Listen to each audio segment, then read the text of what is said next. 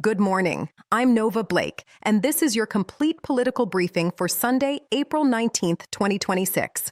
Today, Iran fires on ships and closes the Strait of Hormuz again, just hours after announcing it was open, as the ceasefire clock ticks toward its April 22nd deadline. Let's get into it, starting with the top stories from across the American political landscape.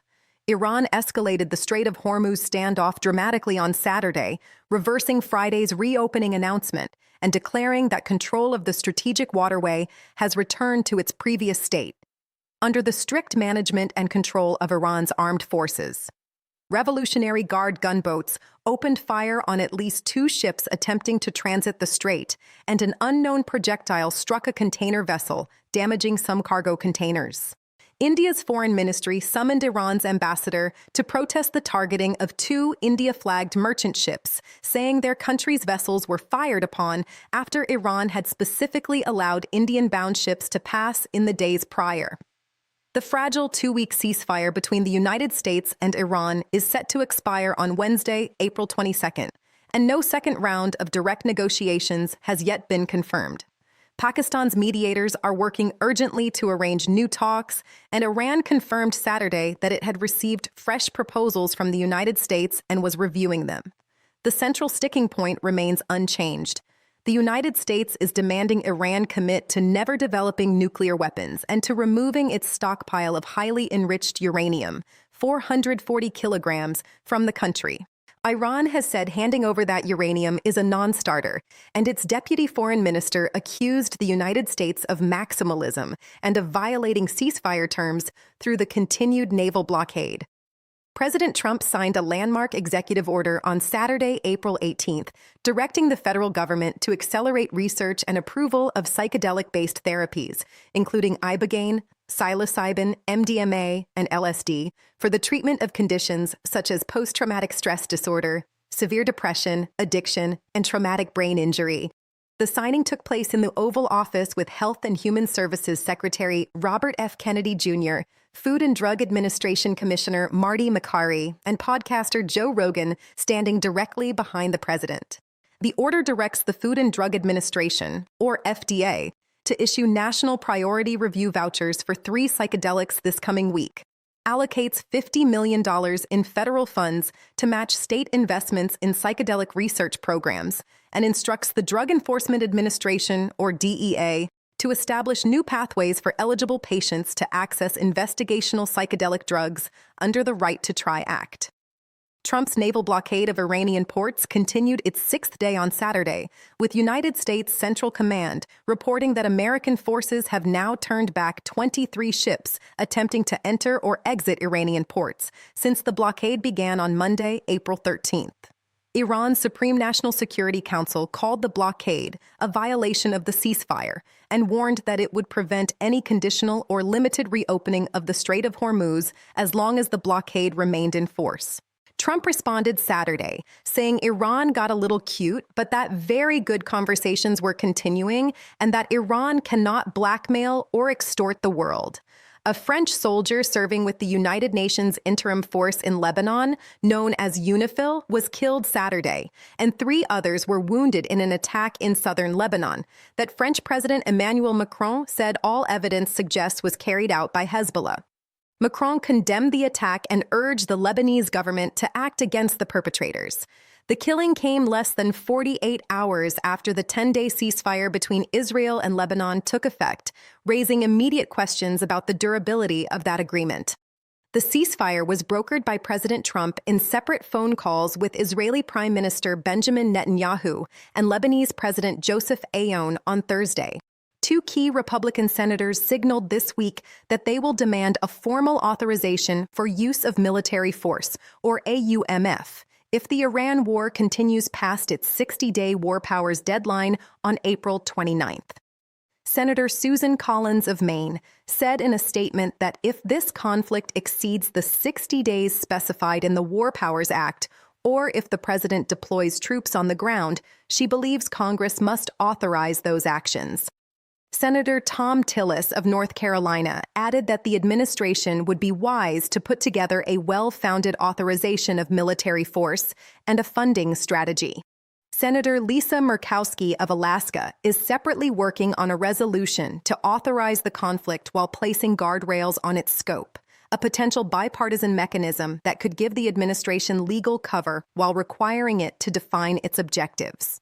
The House of Representatives passed a bill on Thursday, April 16th, extending temporary protected status, known as TPS, for eligible Haitian immigrants through 2029, with 10 Republicans crossing the aisle to support the measure. The Senate faces a more difficult path, and the White House has pledged to veto any such legislation. The bipartisan House vote is being closely watched as a signal of Republican vulnerability on immigration enforcement ahead of the November midterms. As the Democrats' special election performance in New Jersey this week, progressive candidate Annalelia Mejia, winning by roughly 20 points, continues the pattern of strong Democratic overperformance against Trump-era Republican candidates.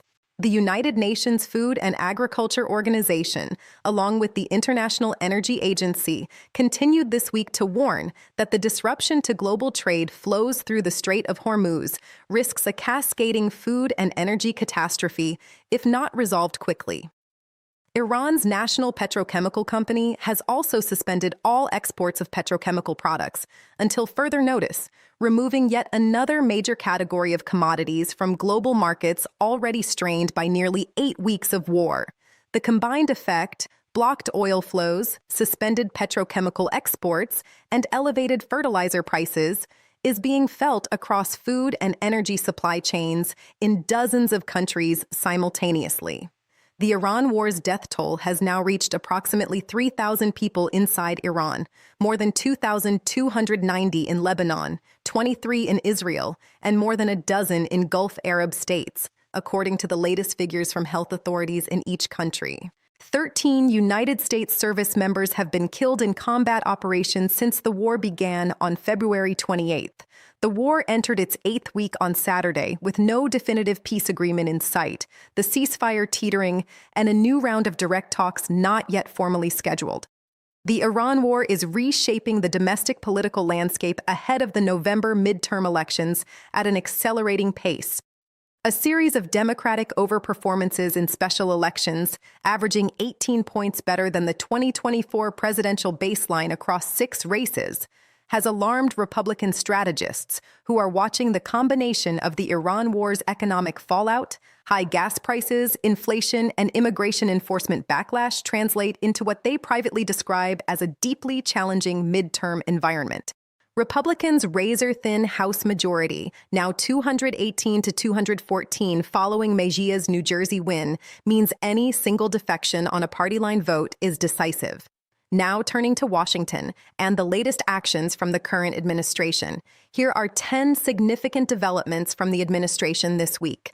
President Trump signed an executive order on Saturday, April 18th, directing the FDA to fast-track reviews of psychedelic-based drugs, including ibogaine, psilocybin, MDMA, and LSD, for mental health conditions, including PTSD, severe depression, addiction, and traumatic brain injury.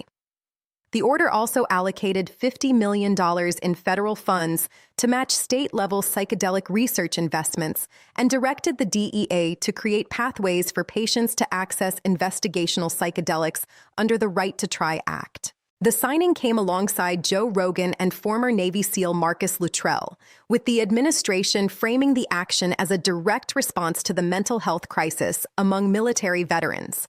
The FDA confirmed Saturday that it will issue national priority review vouchers for 3 specific psychedelic compounds this coming week, a designation that allows certain drugs to be approved significantly faster, within weeks rather than months, if they meet national priority criteria.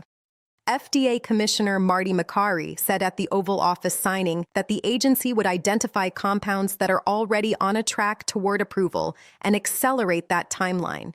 No psychedelic has yet been approved for medical use in the United States. The order also directs ARPA-H, the Advanced Research Projects for Health Agency, to coordinate with the Department of Veterans Affairs to increase clinical trial participation for psychedelic therapies. The United States naval blockade of Iranian ports entered its sixth consecutive day on Saturday, with CENTCOM reporting that 23 ships had been turned back and no vessels had successfully entered or exited Iranian ports in violation of the blockade since it began on April 13th.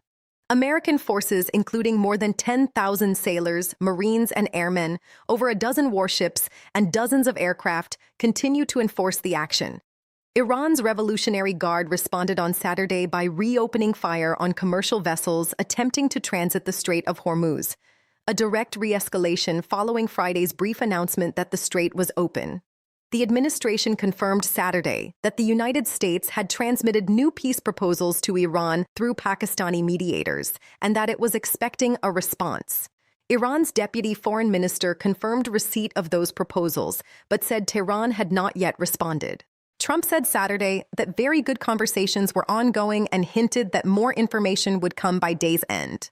Trump also publicly acknowledged Iran's move to reclose the strait, saying the country got a little cute but emphasized that the blockade will stay in place regardless until Iran commits to ending its nuclear program and reaches a comprehensive deal.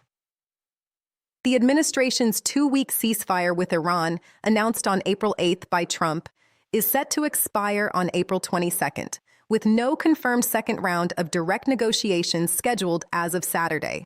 The White House has not publicly confirmed whether it intends to extend the ceasefire beyond that date.